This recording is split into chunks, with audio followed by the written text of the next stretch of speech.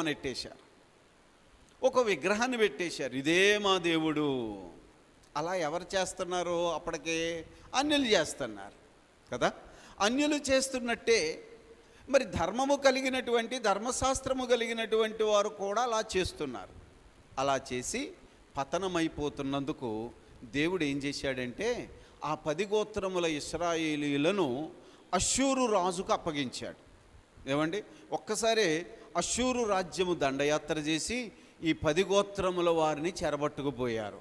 ఇక రాజు లేడు, యాజకుడు లేడు, ధర్మశాస్త్రము లేదు, ఆరాధన లేదు, ప్రార్థన లేదు.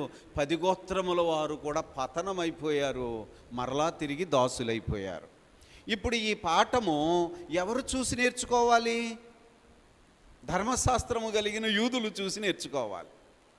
మీకు అర్థమైందో లేదో? యోధా గోత్రముల వారు, ఇశ్రాయేలు గోత్రముల వారు.